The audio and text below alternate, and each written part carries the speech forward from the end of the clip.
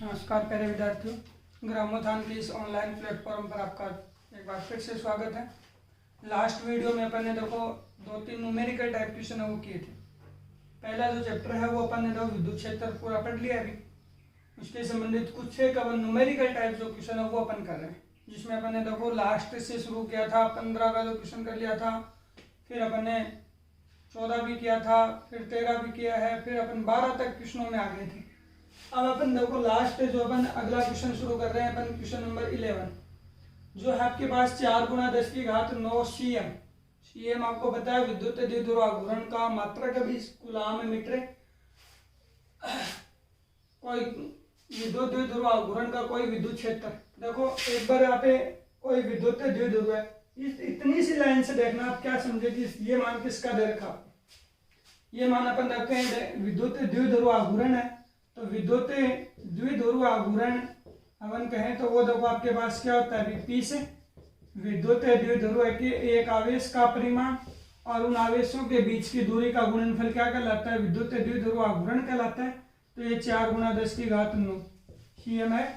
फिर देखो विद्युत द्विध्रुव को 5 × 10⁴ न्यूटन प्रति कूलाम परिमाण के एक समान विद्युत क्षेत्र। तो देखो ये मान किसका हो गया आपके पास, एक समान विद्युत क्षेत्र, तो ई का मान हो गया क्या, ई का मान हुआ। तो आपके बाद देखो ये अपन यदि करेंगे तो 5 × 10⁴ मात्रक क्या, न्यूटन प्रति कूलाम। और वो कितने डिग्री का कोण बना रहा है, 30 डिग्री का कोण बना रहा है। तो अपने को यहाँ पे क्या करना है, बल आघूर्ण का परिमाण ज्ञात करना है। तो बल आघूर्ण तो का व्यंजक चाहिए अपने को, बल आघूर्ण तो बराबर चाहिए अपने को, ये ज्ञात करना है। क्या इन चारों में देखो कोई संबंध है। बल आघूर्ण अपन ने देखो एक समान विद्युत क्षेत्र के लिए बल एवं बल आघूर्ण का व्यंजक निकाला था, याद हो तो उस दौरान अपन ने कहा था कि बल आघूर्ण तो के बराबर क्या था भाई, बल आघूर्ण तो बराबर अपन यदि कहें तो बराबर क्या होता है, पी ई साइन थीटा। तो पी का मान यहाँ पे कितना है, पी का मान 4 × 10⁹ ई का मान कितना 5 × 10⁴ और ये कितना हो गया साइन और 30। अब देखो यहाँ से आपके पास सभी वैल्यू अपन जानते हैं, साइन 30 का मान कितना 1/2 और इन दोनों को गुणा करें तो देखो कितना हो गया 4 और 5 20 × 10⁹ 9 और ये 1/2, तो कितना हो गया 10। तो देखो 10 हो जाएंगे, 10⁻13 और ये यदि अपन कहेंगे तो 10 कितनी होगी 14। मात्रक बोलो बल आघूर्ण का क्या था, बल एवं बलों की किरण रेखाओं के बीच की लंबवत दूरी का गुणनफल क्या कहलाता है, बल आघूर्ण कहलाता है। तो देखो बल और बलों के बीच की क्रिया रेखाओं की लंबवत दूरी, तो इनका गुणनफल होगा तो न्यूटन मीटर इसका मात्रक हो जाएगा।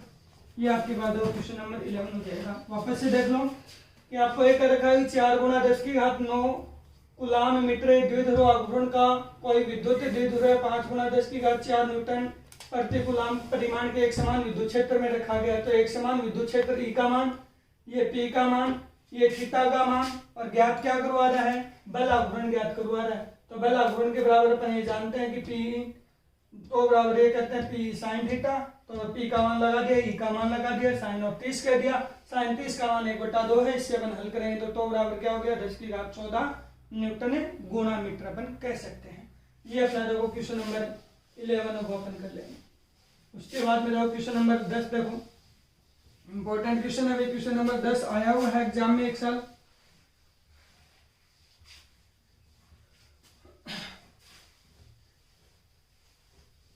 क्वेश्चन नंबर 10 है वो देखना भी।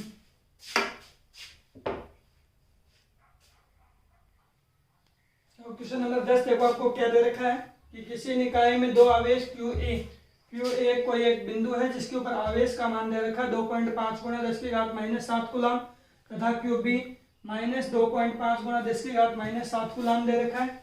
और फिर कह रखा है कि क्रमशः वो दो बिंदु आपको दे रखे हैं A और B के ऊपर स्थित है। तो ये कह रखा है कि निकाय का विद्युत द्विध्रुव घूर्णन ज्ञात कीजिए।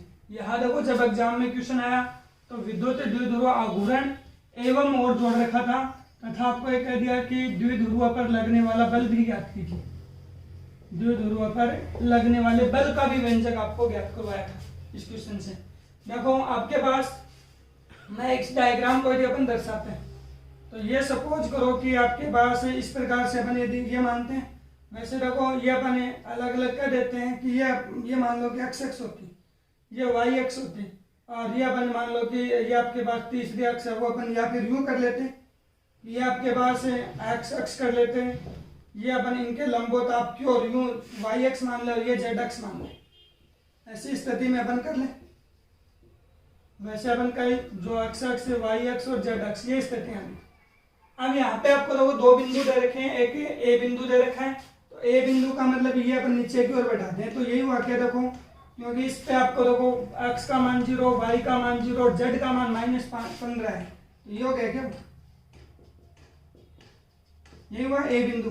दूसरा बिंदु आपको ये हो गया b, और b आपको दे दिया 0 0 और +15 सेमी, जो कि धनात्मक है भी, ये आपके पास हो गई।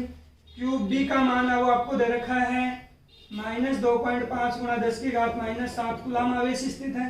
यहाँ पे आपको ये दे रखा है कि 2.5 × 10⁻⁻7 कूलम यहाँ पे स्थित है, ये आपको दे रखा है क्वेश्चन में, ठीक है। डायग्राम से अपन देखें तो ये दे रखा है।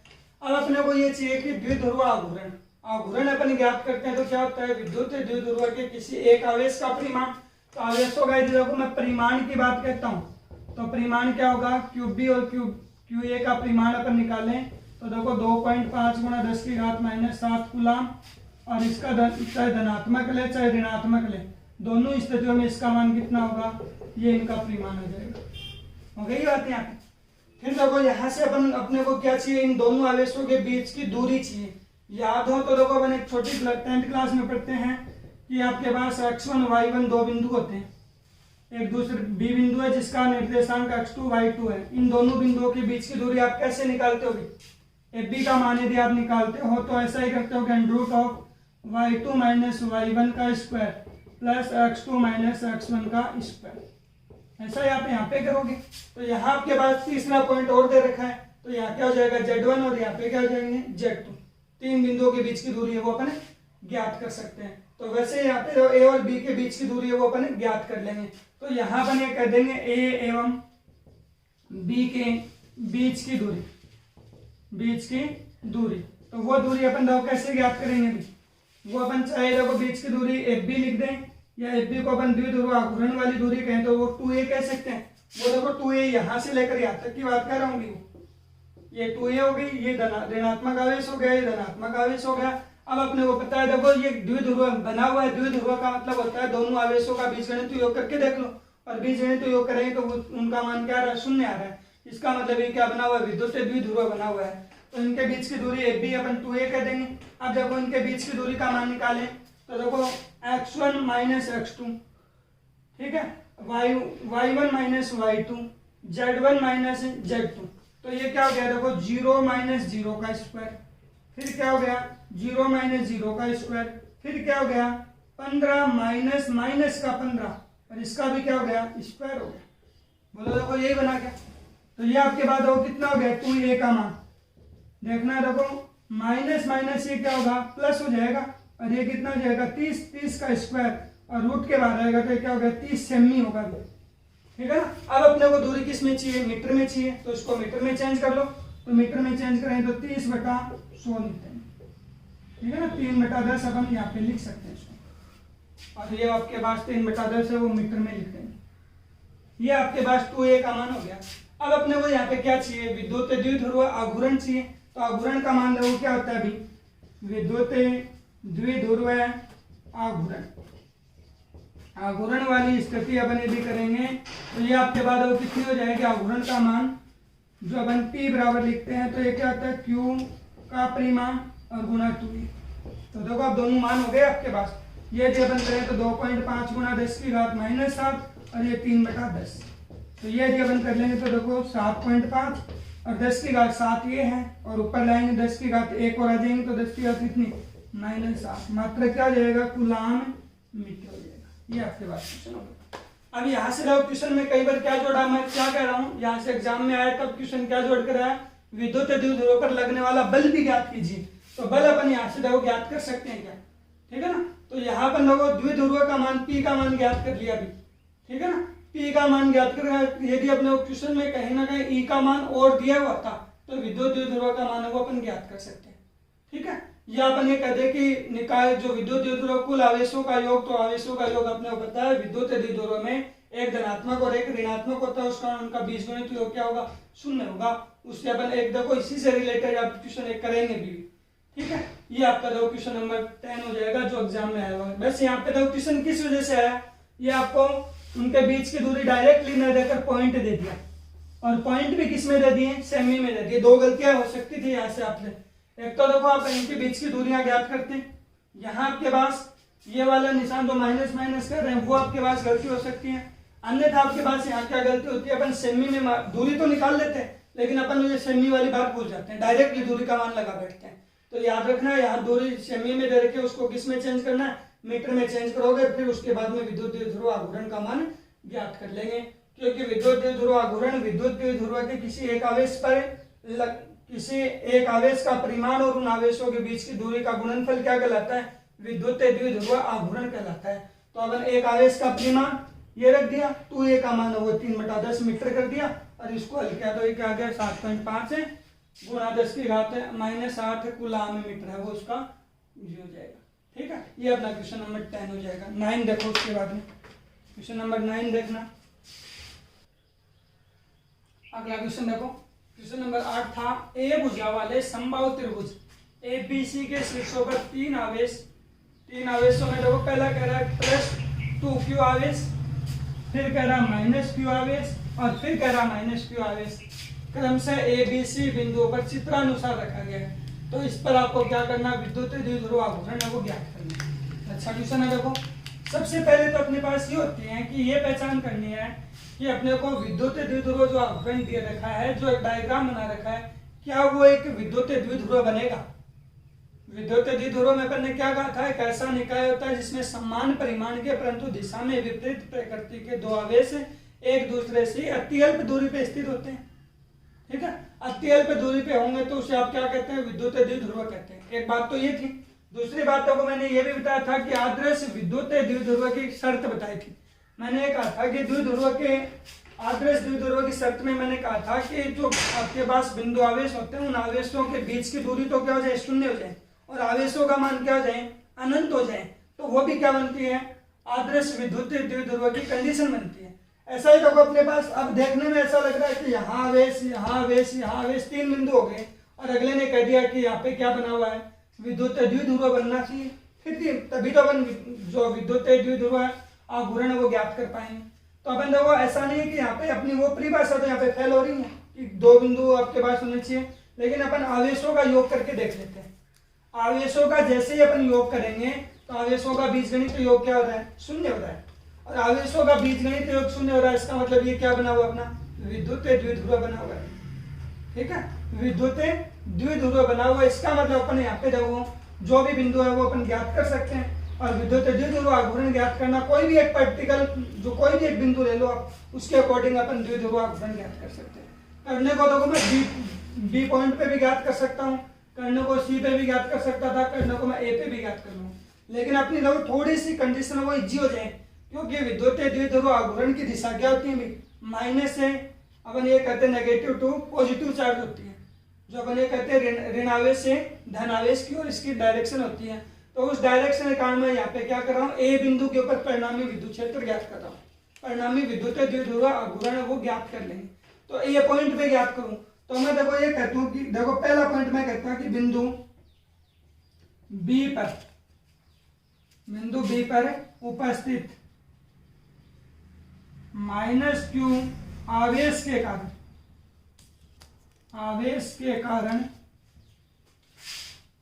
बिंदु ए पर विद्युत द्विध्रुव आघूर्ण, और वो विद्युत द्विध्रुव आघूर्ण में P1 मान लेता भी, और वो क्या था, आवेश का परिमाण, और आवेश का परिमाण में लूंगा तो ये -q का परिमाण हो गया, और इनके बीच की दूरी, तो इनके बीच की दूरी देखो क्या होगी, तो ये होगी। देखो यहाँ पे बिंदु बी पर उपस्थित -q आवेश के कारण बिंदु ए के ऊपर विद्युत द्विध्रुव आघूर्ण, इस आवेश को मैं 2 भागों में डिवाइड कर सकता था। +2q आवेश था तो एक धन आवेश हो गया, ये धन आवेश, तो एक तो देखो ये बन गया आपके पास विद्युत द्विध्रुव, और एक ये बन गया। ठीक है, इनके कारण अपन विद्युत क्षेत्र वो एक पॉइंट पे ज्ञात कर देंगे। तो देखो इन आवेशों का परिमाण और इनके बीच की दूरी, तो ये विद्युत द्विध्रुव बना, एक ये विद्युत द्विध्रुव बना, तो बी पॉइंट के लिए अपन ने ये ज्ञात कर दिया। तो इसका मान कितना आ गया अभी, P1 का मान अपन करेंगे तो QA आ गया, समीकरण नंबर 1 मान लो। इसी प्रकार मैं यदि ज्ञात करता, यहाँ देखो मैं ये कहते था कि चाहे मैं बिंदु B एवं A, जो बिंदु B और A दोनों लिख सकता था, या मैं डायरेक्टली ये लिख दिया। इसी प्रकार मैं ये कह रहा हूं, इसी प्रकार अपन ये कहते हैं कि C बिंदु पर बिंदु या C बिंदु एवं A बिंदु के कारण विद्युत द्विध्रुव आघूर्ण, ये भी लिख सकते हैं। और वो आघूर्ण देखना कितना होगा अभी P2, और P2 का मान कितना है QA हो जाएगा, कि 2 आ गई। P1 का मान आ गया, P1 का मान आपने ये लिख दिया कि QA है, और P2 का मान भी क्या लिख दिया आपने QA है। अब अपने पास अपने को मान किसका ज्ञात करना है कि A बिंदु के ऊपर परिणामी चाहिए अपने को, तो परिणामी चाहिए तो ये डायग्राम पे वापस से आओ। देखो अपना जो डायग्राम था वो डायग्राम यही था क्या, देखो जो डायग्राम है वो यही है। अब देखो यहां से अपन यदि ज्ञात करते हैं तो देखो ऋणावेश के कारण बल रेखा जो विद्युत द्विध्रुव आघूर्ण की दिशा ये हो गई क्या P1, इसके कारण ये हो गई। अब अपने को ए पॉइंट पे परिणामी चाहिए भी, परिणामी चाहिए तो अपन ये मान लेते हैं वो इसका परिणामी ये होता, ये अपन मान लेते हैं। तो ये अपने को बताया इनके बीच में कोण कितना, तो ये कोण बताया कि कैसा त्रिभुज है, समबाहु। समबाहु का मतलब होता है प्रत्येक भुजा बराबर होनी चाहिए, प्रत्येक कोण क्या होते हैं 60 डिग्री होगा। तो प्रत्येक कोण 60 होगा, तो ये कोण यदि 60 है तो ये भी अपन 60 कर देंगे। इसका मतलब अपने को ये पता है कि द्विध्रुव आघूर्ण एक सदिश राशि होती है, तो 2 सदिश P और Q होते हैं, उनके बीच में कोण अल्फा होता है, तो उनका परिणामी क्या होता है याद हो तो उनका परिणामी आपने क्या कहा था याद हो तो देखो R बराबर ये लिखा था कि √of P square plus Q square plus का 2PQ कोस ऑफ अल्फा। बोलो परिणामी ये नहीं कहा था क्या आपने, और परिणामी अपने को ज्ञात करना है। तो परिणामी करना तो R की जगह तो मैं क्या लिख दूं P का मैग्नीट्यूड कह रहा हूं, और ये क्या हो गया P1 स्क्वायर, ये P2 स्क्वायर, और ये क्या हो गया 2P1 P2 cos of alpha. ठीक है ना। ऐसा देखो मैं एक रीजन और दे सकता था आपको, क्योंकि देखो P1 और P2 का मैग्नीट्यूड है वो सेम है क्या, P1 और P2 का मैग्नीट्यूड सेम है। तो आपको याद हो तो देखो निरक्षीय रेखा में भी मैग्नीट्यूड सेम था, तो उस कारण अपन यही ऐसी स्थिति वहां पे अपन ज्ञात करते हैं। तो इसके देखो अपन वैसे लेने को इसके कंपोनेंट घटक ले सकते हैं, कंपोनेंट इसका इसके अनुदिश घटक लेंगे, इसका इसके अनुदिश घटक लेंगे, तो वो तो सेम होंगे, जुड़ जाएंगे, और ये जो घटक होंगे वो क्या होंगे परस्पर निरस्त हो सकते हैं। ठीक है ना। उस कारण अपन वहां से उस स्थिति से भी क्वेश्चन कर सकते थे। अब देखो यहाँ पर P1 और P2 का मैग्नीट्यूड इक्वल है, तो इसको अपन ये कह देंगे P1 मैग्नीट्यूड P2 इक्वल है भी, तो इसको अपन क्या कर देंगे P का मैग्नीट्यूड ये क्या हो गया P1 स्क्वायर, ये क्या हो गया P1 स्क्वायर, ये क्या हो गया 2P1, और P2 की जगह भी P1 कोस और अल्फा की जगह कितना 60 डिग्री, तो ये क्या हो गया कोस 60 का मान 1/2, कोस 60 का मान कितना 1/2, ये P का मैग्नीट्यूड हो जाएगा। ये कितना होगा देखो P1 स्क्वायर 2P1 स्क्वायर, ठीक है, और ये क्या हो गया 2P1 स्क्वायर, और कोस 60 का मान 1/2, ये काट देंगे, तो ये P1 का मैग्नीट्यूड क्या हो गया 3P1 स्क्वायर रूट में, और ये P1 √3। अब P1 का मान लगा दो, P1 का मान लगाएंगे तो आपके पास क्या A है ही आपके पास, और ये मान हो जाएगा, और मात्रा क्या हो जाएगा कूलाम मीटर हो जाएगा। ये आपका क्वेश्चन नंबर 8 हो जाएगा। ऐसा ही क्वेश्चन देखो एक और दे रखा है, वहां पे आपको विद्युत क्षेत्र की तीव्रता पूछ रखी है शायद, ठीक है ना, ए भुजा वाला ही है समबाहु त्रिभुज, वहां दे रखा है, परिणामी अपने को ज्ञात करना, कुछ नहीं करना, केवल अपने को देखना है जो डायग्राम दे रखा है वो विद्युत द्विध्रुव तो बना हुआ है क्या, तो वो अपन ने देख लिया कि यहाँ पे क्या था 2Q था, तो इसको मैंने क्या कर दिया +Q और +Q दो भागों में अलग अलग लिख लिया, तो एक तो ये विद्युत द्विध्रुव बना और एक ये विद्युत द्विध्रुव बना, और उनके कारण अपन ने देखो द्विध्रुव आघूर्ण ये ज्ञात कर लिया, और फिर मैं परिणामी वो ज्ञात कर दिया, मैग्नीट्यूड इक्वल आते हैं अपने को पता है, इसका परिणाम अपन ज्ञात कर सकते हैं। अगला क्वेश्चन देखो फिर उसके बाद में देखो क्वेश्चन नंबर 8 के बाद में अपन देखो डायरेक्टली क्वेश्चन नंबर 2 पे आते हैं, बीच वाले जो क्वेश्चन है वो अपन बाद में कर लेंगे। क्वेश्चन नंबर 2 देखो ये भी अच्छा क्वेश्चन है, अभी जो क्वेश्चन है वो दे रखा है 2 समान धातु के गोले जिनके ऊपर एक पे +10 माइक्रोकूलाम, इसका मतलब ये हो गया क्या Q1 मान लो भी 10 माइक्रोकूलाम, 10 × 10⁻⁻6 कूलाम, दूसरा Q2 आवेश है 20 माइक्रोकूलम, तो क्या हो गया -20 गुणा 10 की घात -6 कूलम। आवेश से आवेशित किए गए, यदि इनको एक दूसरे के देखो आवेश से आवेशित किए गए, इतनी लाइन यहाँ तक की लाइन से देखो अपन कोई बात कर सकते हैं क्या? आवेश से आवेशित किया गया, इसका मतलब एक दूसरे के ऊपर बल लगेगा भी, तो बल का मान ज्ञात कर सकते हैं। मान लो इनके बीच की दूरी यदि r होती तो वो r डिस्टेंस है वो अपन ज्ञात कर लेंगे कि r है वो आप ये कर दें कि हम दोनों ये कह देंगे कि माना कि दोनों आवेशों के बीच की दूरी स्मॉल r है, तो आवेशों के मध्य लगने वाला आकर्षण बल, क्योंकि एक धनात्मक है एक ऋणात्मक है, अपने को पता आकर्षण बल होगा, तो लगने वाला आकर्षण बल F1 कहते हैं।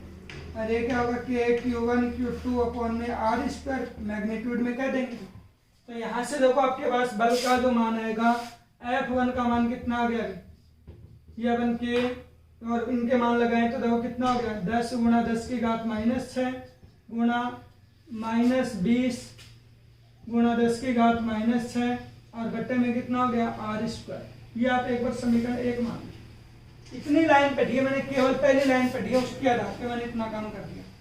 उसके बाद में क्वेश्चन पढ़ो, इनको एक दूसरे के संपर्क में लाकर, इनको मतलब एक दूसरे देखो ये थे आपके पास, और इनको मैं एक दूसरे के संपर्क में लाकर अलग देखो अपन अलग कर पुनः देखो संपर्क में ले आए भी, और फिर मैं उसको क्या करता हूँ उतनी दूरी के ऊपर जाए पहले थे उतनी दूरी पे, तो इसका मतलब पहले कितनी दूरी थी r की, और उसके बाद में भी क्या कर दिया अपन r दूरी पे वापस रख दिया। ठीक है, तो संपर्क में लाएंगे, इसका मतलब अपन देखो संपर्क में ले आए, तो इसका मतलब आप आवेशों के योज्यता नियम लग गया क्या, और योज्यता नियम में किसी भी निकाय का कुल आवेश क्या होता है, निकाय का कुल आवेश निकाय में उपस्थित सभी आवेशों के बीच गणित योग के तुल्य होगा, तो वो अपन देखो एक दूसरे संपर्क में ले आए, तो इसका मतलब कुल आवेश हो गया। अब कुल आवेश हो गया, उसके बाद में अपने को पता चला कि जब ये अलग होंगे तो कुल आवेश का क्या करेंगे, आधा आधा हिस्सा लेकर क्या होंगे, अलग हो जाएंगे। आवेशों के क्वांटीकरण वाली बात हो गई, तो आवेशों की क्वांटीकरण वाली बात और आवेशों की योज्यता नियम से तो अपन ये कह देंगे देखो संपर्क में लाने पर निकाय का कुल आवेश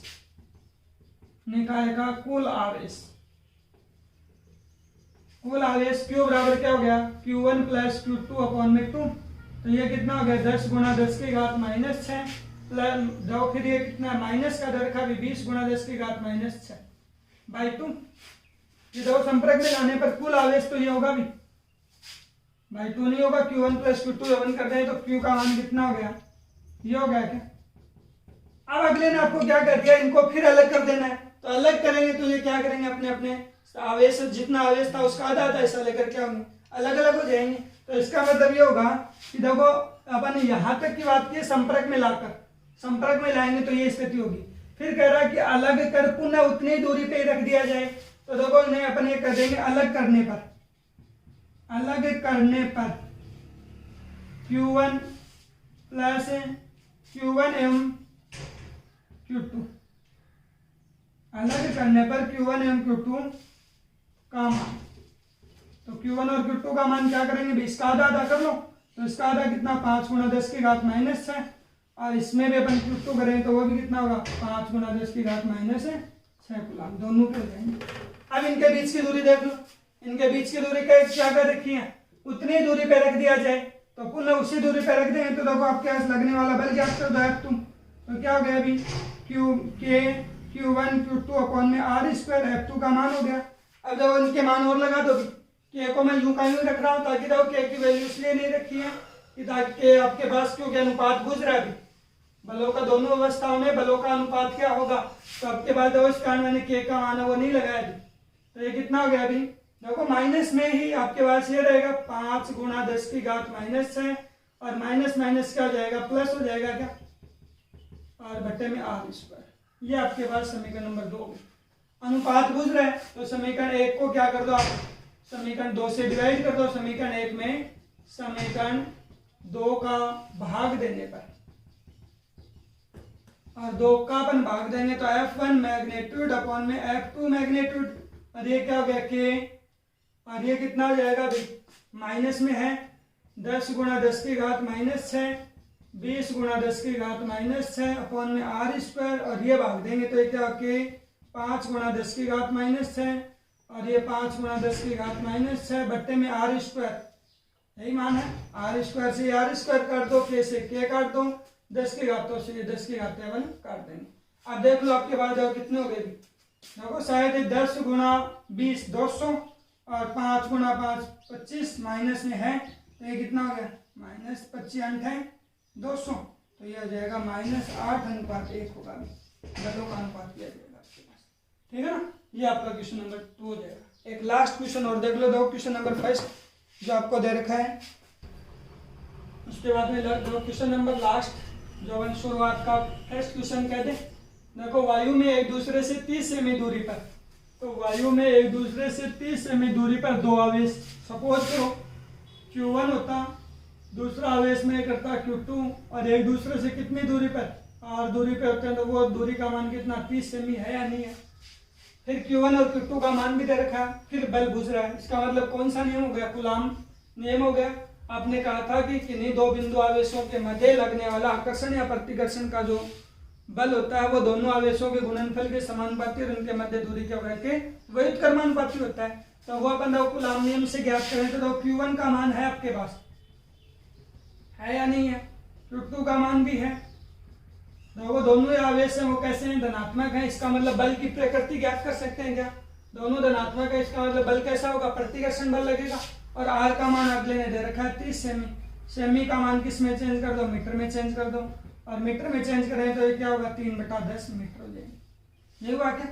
अब देखो उसके बाद में, ठीक है ना, अब देखना उसके बाद में अपन देखो बल का मान F बराबर करें तो कितना होगा कि मैग्नीट्यूड में ही कर रहा हूँ Q1 Q2 अपॉन में आर स्क्वायर, ये हुआ क्या कि A का मान जानते हैं अपन, तो F मैग्नीट्यूड इक्वल क्या हो गया 9 गुणा 10 की घात 9, और ये कितना हो Q1 2 गुणा 10 की घात -7, 3 गुणा 10 की घात -7 और बट्टे में आर स्क्वायर, तो आर स्क्वायर का मतलब आर का मान है अपने पास 3/10 का स्क्वायर, ये हो गया क्या। एफ मैग्नीट्यूड के इक्वल क्या हो गया 9 गुणा 10 की घात 9, 2 गुणा 3 गुणा 10 की घात -14 कर देंगे 7 और 7, ठीक है, और ये 3 का वर्ग करेंगे तो 9 और 10 का वर्ग करेंगे तो बट्टे में 100, तीसरी संख्या वापस ऊपर पहुंचा दो, ऊपर पहुंचाएंगे तो देखो कितना हो गया, अभी देखो ये हो गया क्या 10 की घात -14 और ये ऊपर 100 और पहुंचा दे, ठीक है, बट्टे वाला काम है वो आपके पास 9 है। अब 9 से 9 कट गया, अब देख लो दो 10 की घात है 9 तो ये रही, 2 ये होगी 11 और ये 11 होंगी तो इसका मतलब कितना हो गया देखो, और ये 14 है, प्लस की 11 और माइनस की 14 तो कितनी होगी 10 की घात -3 अपन लिख देंगे, ठीक है ना, 9 2 11 3 ये अपन माइनस क्या देंगे, बल का मात्रा क्या हो गया न्यूटन हो गया, ये आपके पास बल हो जाएगा, ठीक है। तो ये अपने देखो जो अंक के क्वेश्चन थे फर्स्ट चैप्टर के वो हो जाएंगे, बीच बीच में अपन देखो जो न्यूमेरिकल टाइप क्वेश्चन है वो छोटे हैं, वो एग्जाम की दृष्टि से ज़्यादा इंपॉर्टेंट भी नहीं है, फिर भी किसी को ये लग रहा हो कि सभी करवाने हैं तो वो आप अपने कमेंट बॉक्स में लिख देना, वो न्यूमेरिकल और आपको करवा देंगे, ठीक है, धन्यवाद।